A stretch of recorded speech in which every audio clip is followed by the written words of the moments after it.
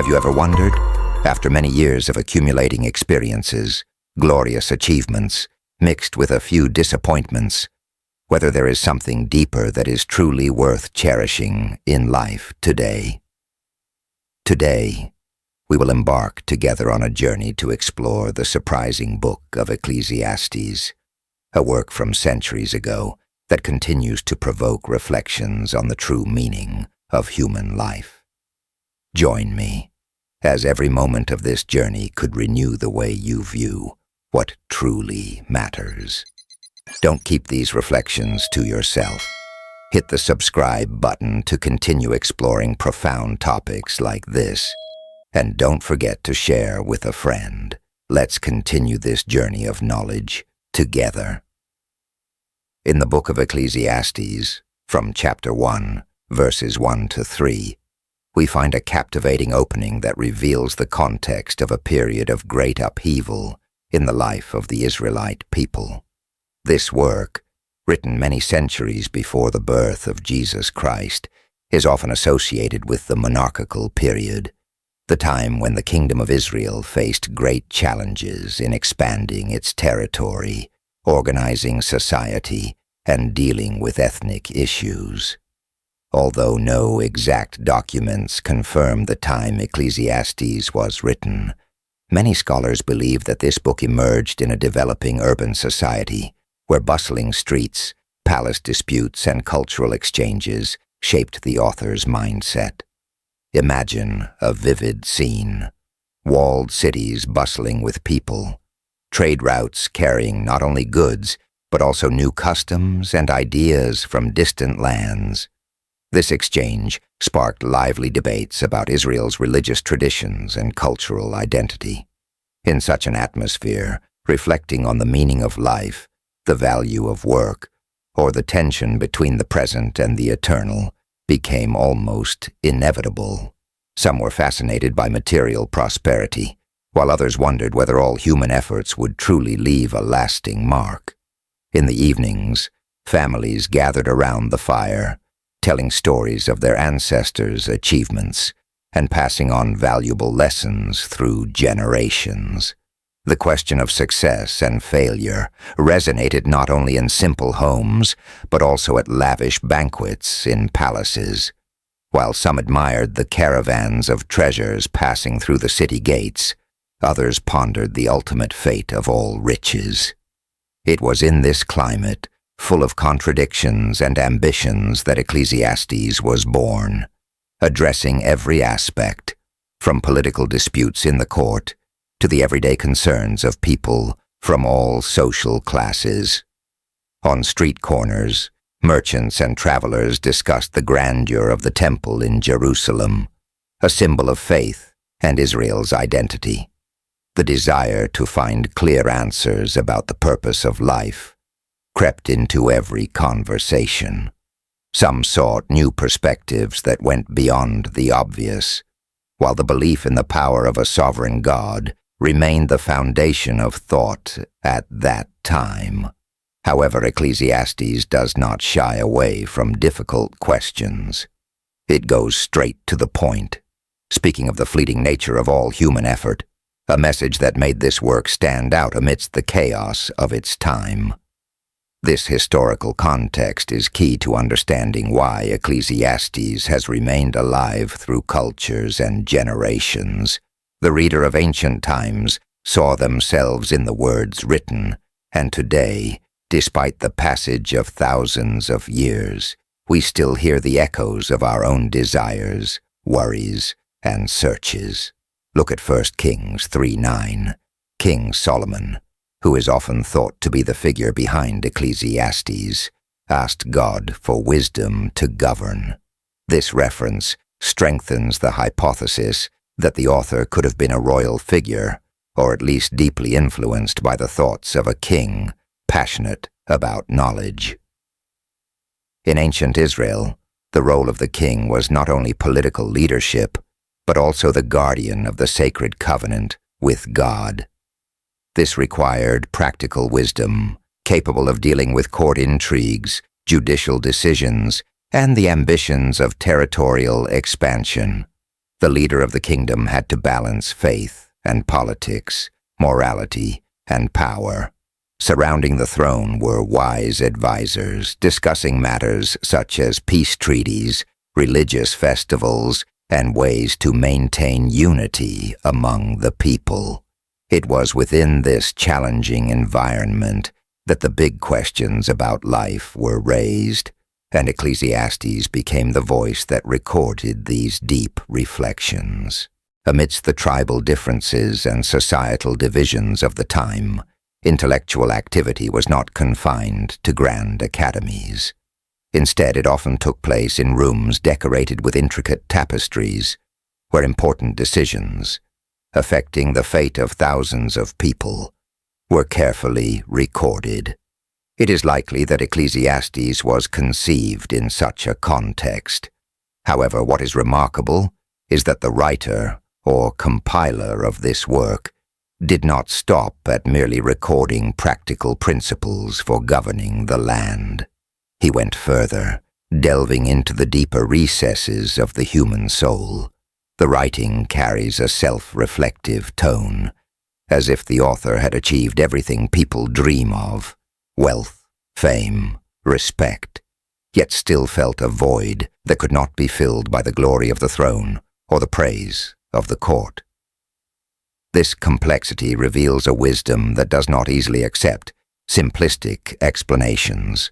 Many scholars believe that this paradox is a hallmark of maturity, an effort to confront reality without deceiving oneself with shallow illusions. The identity of the author seems to merge with the very soul of Israel, a person yearning to understand the essence of life from many angles, reflecting the spiritual and social journey of his people. When reading Ecclesiastes, we see that it does not cling to fame or status.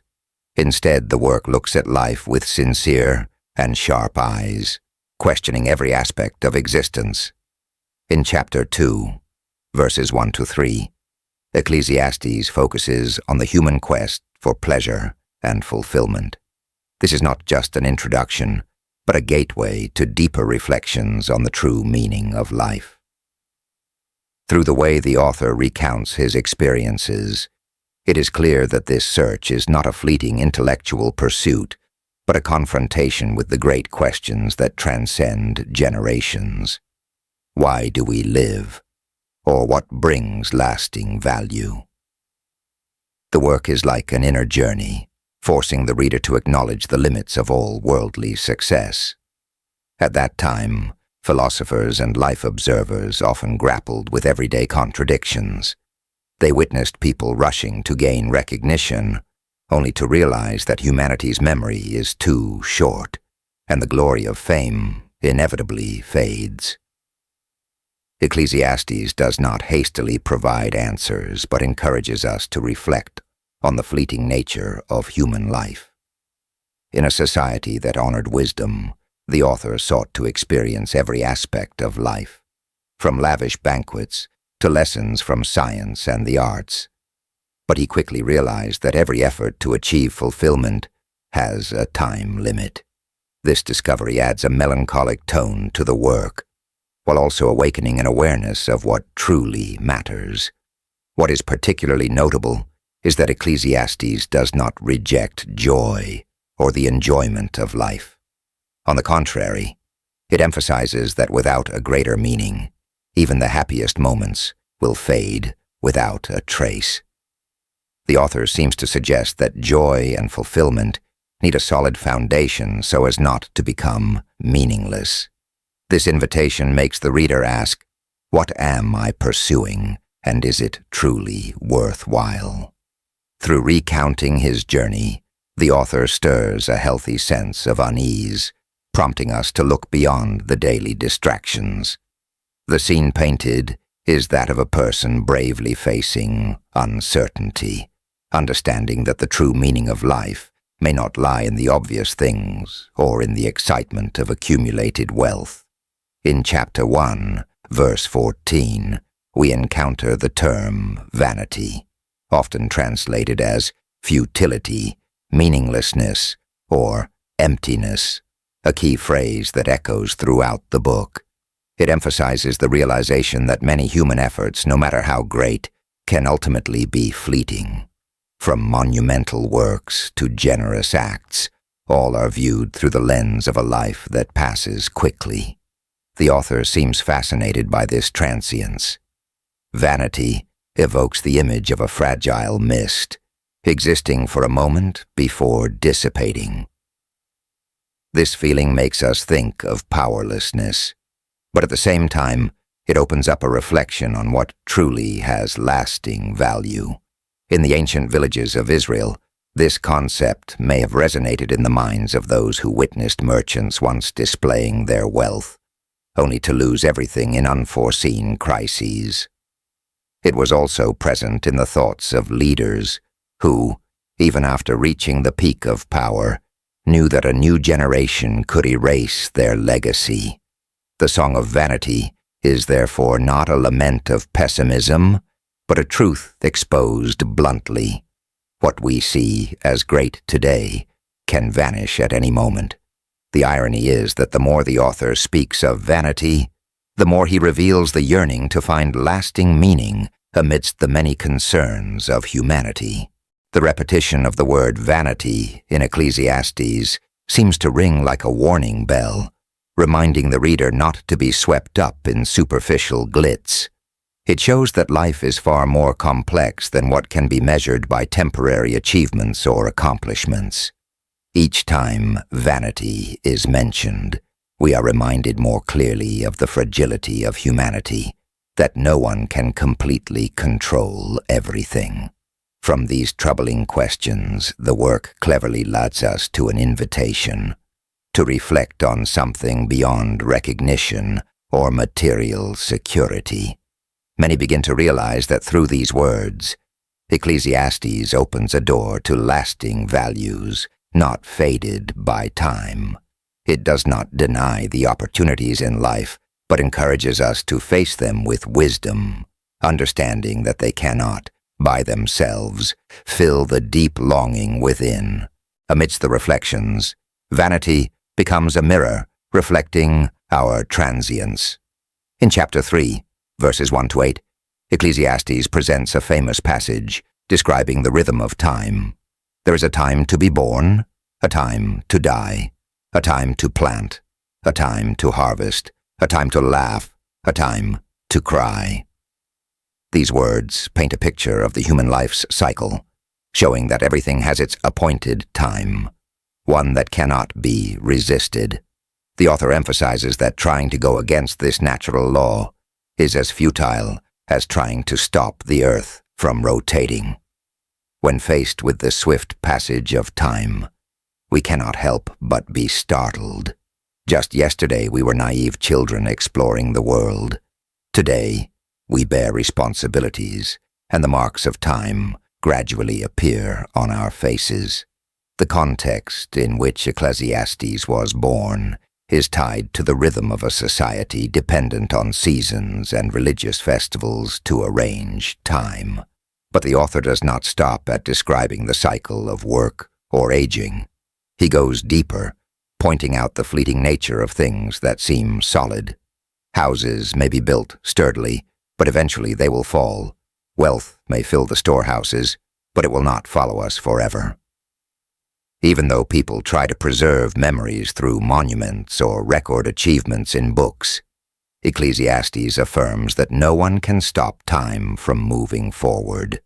This realization compels the reader to consider, amidst the endless flow of time, what should we truly cherish? The work not only exposes the transient nature of life, but also encourages us to live fully in the present moment, without clinging to the illusion that everything will remain unchanged. The question of what can transcend the boundaries of birth and death grows in the reader's mind. When life is seen as part of a larger cycle, we begin to learn how to embrace each phase with attention and meaning. Transience is no longer a burden, but becomes a reminder of the unique beauty of each stage we pass through. In chapter 2, verse 23, the author makes a strong statement about the fatigue that comes from work and its accompanying concerns. He points out that while career success may bring temporary joy, it can easily turn into disappointment if it lacks deeper meaning. This insight seems to come from the experience of someone who has stood at the top, but realized that not all victories fill the void in one's soul. At that time, work was not just about plowing the fields. It also included hours spent in workshops, building projects, or managing administrative tasks in the palace. From farmers to the elite, everyone worked to earn a living and honor. Long, hard days often came with uncertain results. Even the wealthy, supported by servants and resources, could not escape the anxiety about the future. Through the lines of Ecclesiastes, a paradox is revealed. Work brings pride, but it can also become a source of unending worry. No matter how much one spends their life accumulating wealth and status, there is no guarantee that these things will bring complete meaning. Many ancient stories tell of those who built vast empires, erected magnificent palaces, or carved their names in stone, only to realize that everything could easily be toppled by time and unforeseen events. Ecclesiastes asks, is it truly worth investing everything in things that can vanish or fall into the hands of others? The work does not deny the value of labor, but it encourages us to seek balance. Hard work is commendable, but if it is only in pursuit of fame or wealth, we risk losing what brings true peace. The author suggests that work should be an expression of a greater purpose, combining personal joy and collective benefit, so that it is not just a means, but also a part of the meaning of life. In chapter 8, verse 15, Ecclesiastes unexpectedly offers the advice, people should eat, drink, and enjoy life. For these moments of pleasure can accompany us through the hardships of the day. At first glance, this seems to contradict the reflective tone of the book, but in fact, it reveals a more nuanced perspective. The author does not condemn joy, but affirms that enjoying life in moderation and wisdom is something to be cherished. In the flow of deep reflections, this message stands out, reminding us that while life has its highs and lows, finding happiness in simple things is an essential part of the journey. The pursuit of joy is an ancient instinct in the culture of ancient Israel. Lavish feasts, banquets, and religious festivals were not only occasions to eat and drink, but also ways for people to bond with each other. Singing, dancing, and epic storytelling echoed through daily life, providing relaxation amidst the hard work in the fields or the tense atmosphere of urban life. However, the author of Ecclesiastes observes these moments with a sharp eye. He warns that, although joy is a gift from above, people are easily deceived into believing that mere pleasure is enough to fill all the emptiness within. He points out a fragile boundary. Enjoying the good things in life is necessary, but if indulged in excess, one may fall into a meaningless void. While still appreciating the value of a smile and moments of celebration, the author emphasizes that life cannot be confined to fleeting moments of excitement. Joy only truly has meaning when it is linked to something greater, beyond mere entertainment. Without this, the thrill quickly fades, leaving an indescribable emptiness. Through many passages, Ecclesiastes does not advocate for asceticism or unchecked indulgence. Instead, it invites us to see joy as part of a larger picture, one that includes work, relationships, moments of silence, and the quest for the eternal. It is this combination that enriches life, making joy deeper and more enduring. For many, this perspective inspires a balanced way of living. Every moment of happiness is an opportunity to be grateful. not an escape from responsibility. Amid the feasts and reflections, Ecclesiastes builds the idea that true wisdom does not eliminate joy, but integrates it into life to create complete meaning. In chapter 5, verses 10 to 12, the work shifts to a different topic: the danger of being overly attached to wealth. The author makes it clear that those who love money will never be satisfied, and wealth can sometimes even rob them of their sleep. This perspective is crucial for understanding how Ecclesiastes views the wealth gap. The author does not condemn possessing wealth, but criticizes the habit of blind accumulation, with no purpose other than personal gratification. In the agricultural and monarchical society of the time, there was a clear division. On one side were those who owned vast lands, had servants, and profited from trade. On the other side were farmers and artisans who lived off harvests or orders. This context highlights the injustice. Many were left on the margins, while the upper class enjoyed luxuries that ordinary people could hardly dream of. But Ecclesiastes affirms that even wealth does not guarantee peace of mind. Those who relentlessly pursue money often realize that everything can be lost due to political turmoil or natural disasters. On the other hand, the poor, though they dream of changing their lives, face numerous barriers in a hierarchical society. The work emphasizes that true happiness does not lie in the amount of wealth we have, but in how we face it. A wealthy person obsessed with greed can be more anxious than someone with fewer possessions but who lives contentedly and generously. Wisdom, therefore, lies in understanding that money cannot buy fulfillment of the soul, an idea that challenges the notion of wealth as the pinnacle of success. This message serves as an invitation to view wealth in its proper context.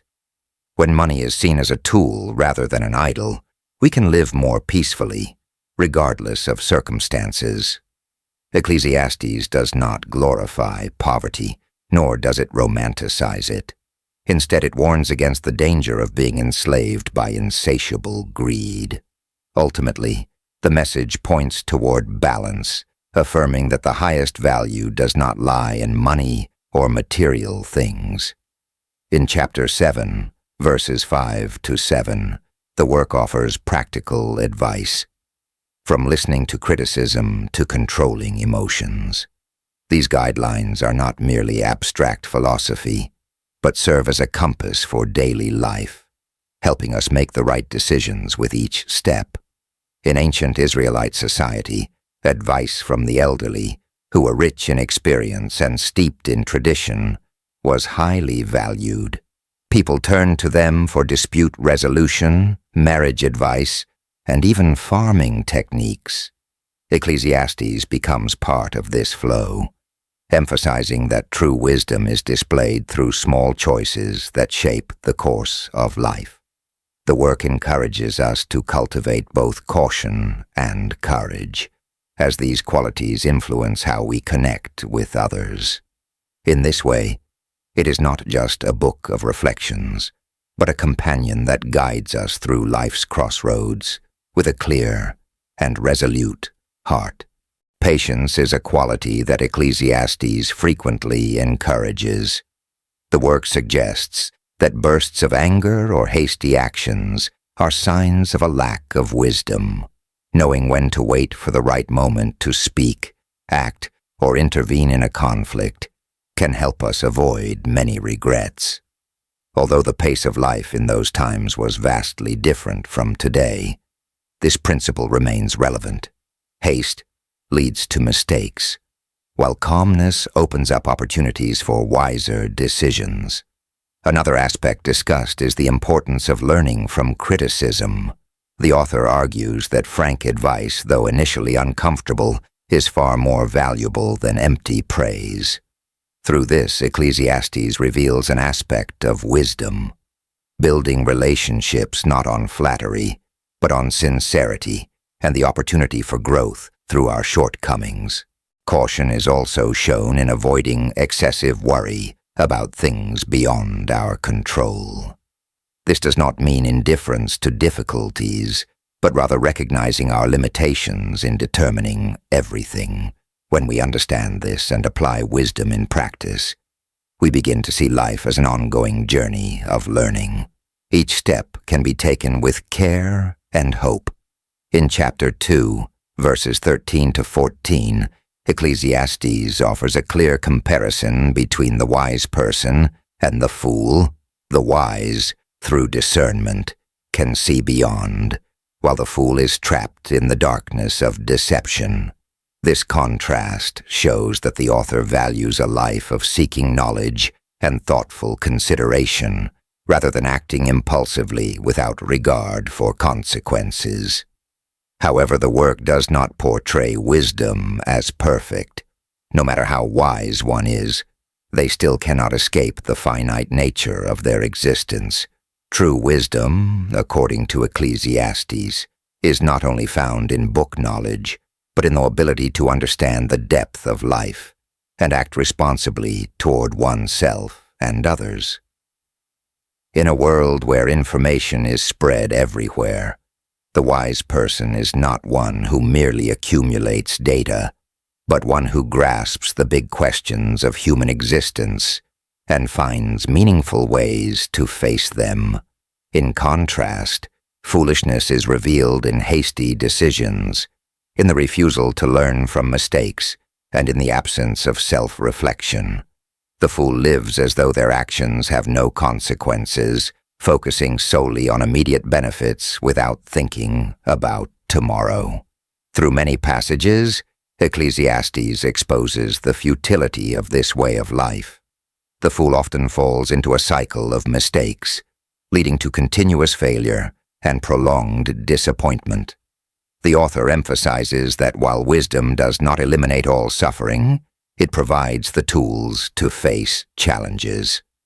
A clear mind can find opportunities amidst difficulties, ask questions about the road ahead, and know when to change direction. Although we cannot control time or all events, wisdom helps us recognize what is within our reach, reducing the risk of being caught in the whirlpool of illusions. For today's readers, the contrast between wisdom and foolishness serves as a reminder to reflect on ourselves. In a world full of temptations and instant solutions, we may be allowing emotions to dictate our actions without careful consideration. The book challenges us to cultivate a deeper mindset, shedding light on choices that not only affect the present, but also shape the future. In chapter 5, verses 1 to 2, Ecclesiastes advises us to be cautious when approaching God and to avoid thoughtless prayers. This passage demonstrates the presence of faith throughout the work, even though many verses are filled with reflections on the transience of human life. Reverence is tied to the belief that the Creator is not just an abstract concept, but the source that gives meaning to all experiences and concerns within our hearts.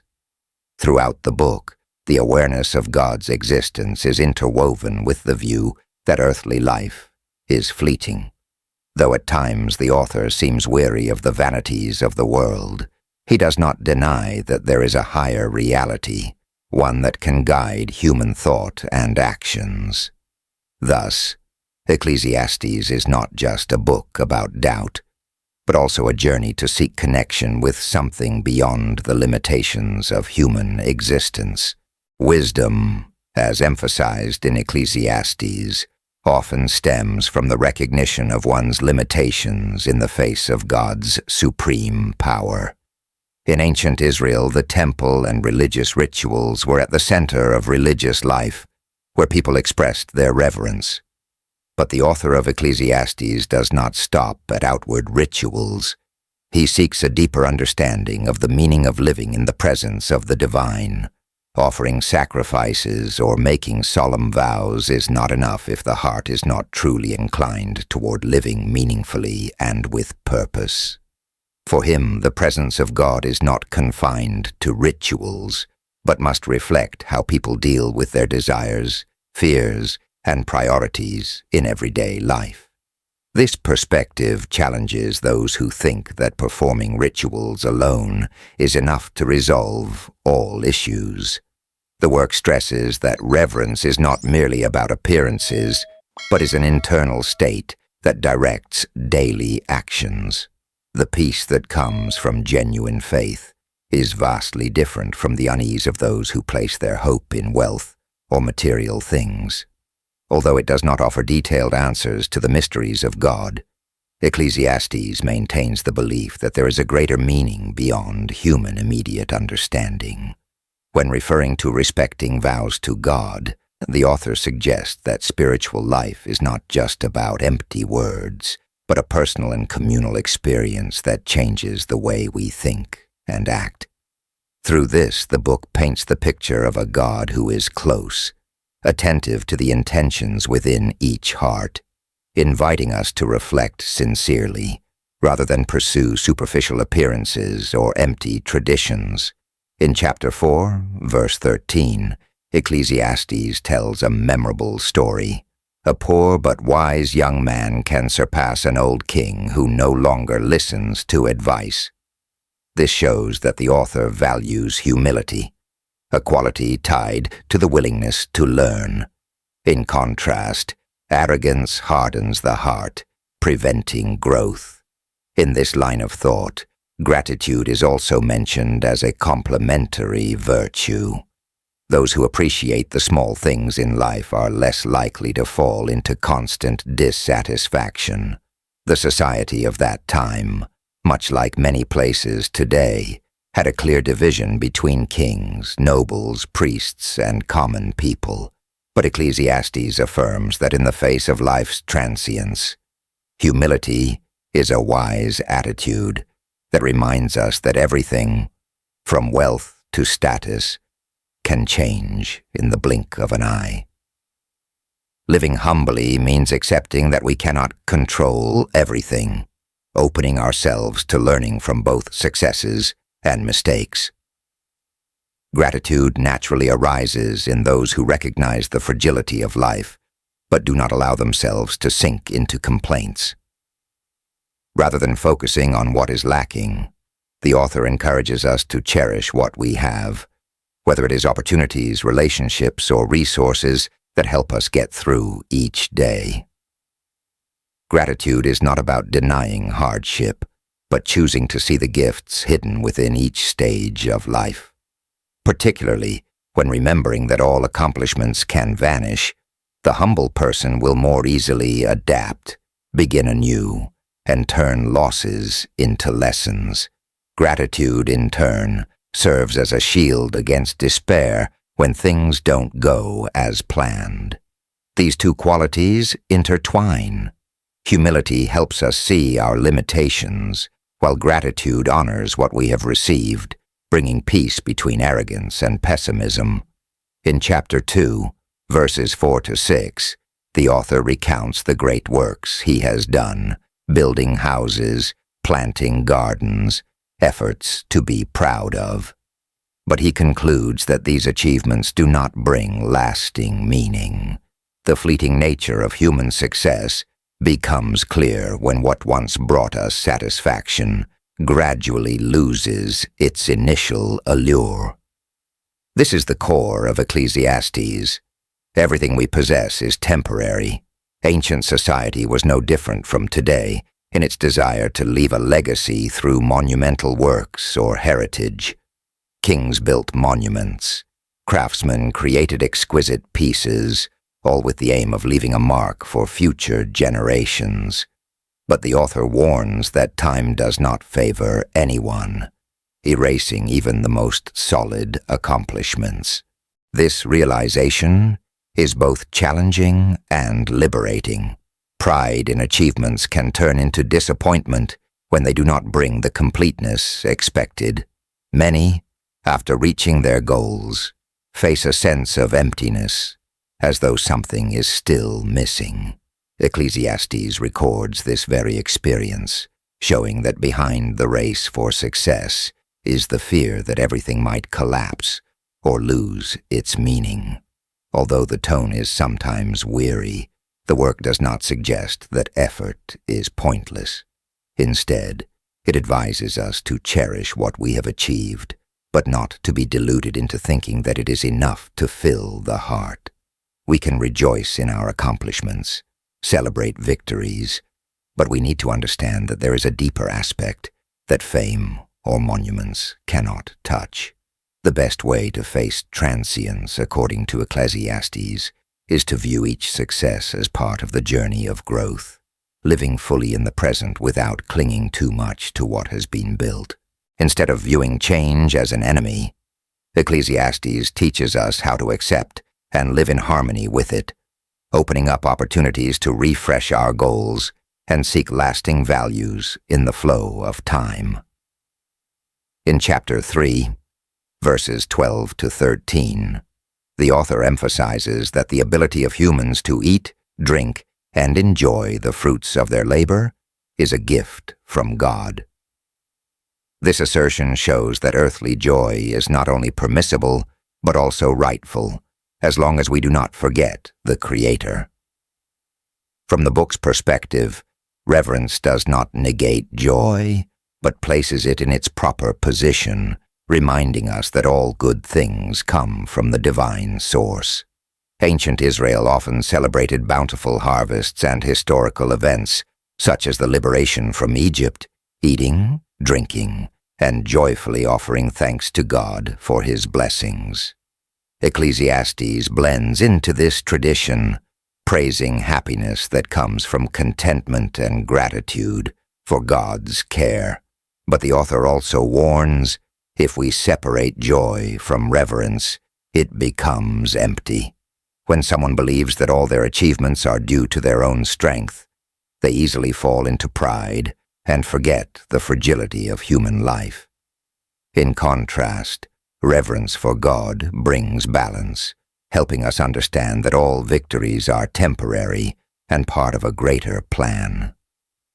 Throughout the work, Ecclesiastes weaves reflections on present joy with the reminder that all things will eventually end. This paradox is not meant to pull us into despair, but to awaken the awareness that recognizing the brevity of life can make us value each moment, preventing us from wasting time on meaningless things. Reverence for God, then, is not just about participating in rituals, but about an attitude of gratitude and humility that permeates everyday life. Joy is no longer a race for pleasure, but an expression of someone who understands that God gives us good things to live fully, while also placing in our hearts a longing for something eternal. In chapter 12, verse 13, the author gives a strong conclusion. Fear God and keep His commandments, for this is the whole duty of man. This statement sums up all the reflections on transience, work, and time, affirming that reverence for God is the core of life. This is one of the standout passages, helping us better understand the overarching message of the book. Another notable passage is in chapter 11, verse 9, where the author advises the young to enjoy their youth, but also warns that all actions will be judged. This combination of encouragement and reminder clearly expresses the conflict between the freedom of enjoyment and personal responsibility. The message is clear. We can live life to the fullest, but we must be aware of the consequences. The work also frequently emphasizes the cycles of human life, especially in the famous chapter 3. A time to be born and a time to die, a time to plant and a time to harvest. These lines show that wisdom lies in accepting the natural rhythm of creation and finding beauty in each unavoidable stage.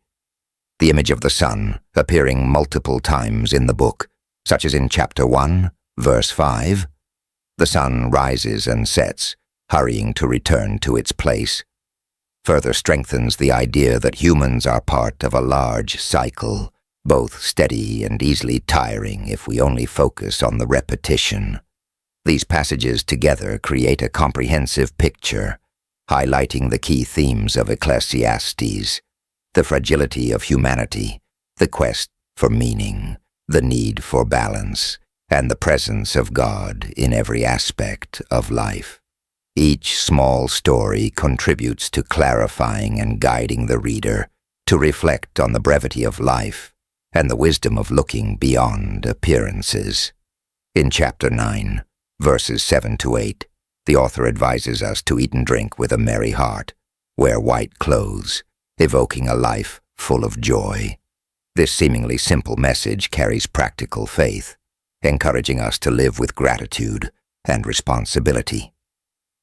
Behind it is a call to avoid two extremes, one being a mysticism disconnected from reality, and the other being materialism without any sense of the transcendent. When we recognize God's presence in every moment of daily life, we find meaning even in the simplest tasks, transforming them into a part of a greater purpose. From a practical perspective, Ecclesiastes encourages us to make decisions based on wisdom, rather than just following societal rules. This approach can be applied to choosing a career, managing finances, or building relationships. When we understand that every opportunity is fleeting, we learn to focus on what truly brings value, avoiding the waste of energy on meaningless arguments or goals that do not help us grow. Many people today, when applying the teachings of Ecclesiastes, feel comforted because doubts and dissatisfaction are not signs of spiritual failure, but a natural part of the journey to seek answers. The book affirms that asking questions is a necessary step toward maturity, and true wisdom lies in the combination of faith and the awareness that life, though brief, can still be fulfilling if guided by solid values. In Chapter 12, verse 12, the author makes an interesting observation: much study wearies the body. This statement shows that even in ancient times, people recognized the complexity of delving into sacred texts. Ecclesiastes is no exception, with many layers of meaning that have made it a subject of debate for centuries. Jewish and Christian scholars have studied it in depth, offering various interpretations. Some view it as a profound philosophical work, while others emphasize its spiritual and devotional aspects. This diversity stems from the fact that the book does not follow a single line of reasoning. At times, the tone seems pessimistic, but elsewhere, we find a call to live joyfully and fear God. It is this apparent contradiction that has led people to question the author, the time of composition, and the structure of Ecclesiastes.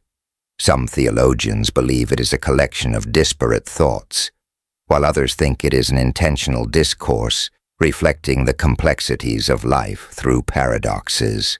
Over time, existential philosophers have found in Ecclesiastes echoes of their concerns about the meaninglessness of life, seeing the author as a forerunner in facing reality without illusion. In contrast, religious thinkers see it as an invitation to humility and trust in God, viewing the complaints as doors leading to a deeper faith. Each era and school of thought has reflected its own questions and answers onto the book. With its rich imagery and contemplative style, Ecclesiastes also evokes symbolic interpretations. Vanity refers not only to material things, but also to all human efforts to endure without God. Some mystics see this as a guide to renounce the world, while others believe the author is seeking practical wisdom to address everyday issues. The richness of these interpretations demonstrates the timeless value of Ecclesiastes, as it can converse with both skeptics and the devout. From those who love philosophy to those seeking a close spiritual life. In Chapter 12, verses 13 to 14, the author concludes that God will judge all deeds, even those done in secret, to affirm that there is an ultimate truth that everyone must face. This statement encapsulates the journey of reflection in the book, not just recognizing the futility of life, but discovering what is truly worth it in the short span of life. Based on this, the wisdom of Ecclesiastes still resonates strongly, urging us not to waste life on vanity. When we realize that all achievements are temporary, we begin to evaluate everything not only by its immediate appearance, but by the long-term meaning it brings. The author seems to suggest that true priorities lie in reverence for God, in building good relationships, and in cultivating a mature soul. This message endures because the core questions of humanity, about meaning, fulfillment, remain ever present across generations. The book shows that prolonged dissatisfaction can lead us to chase after idols like wealth, fame, or uncontrolled pleasure.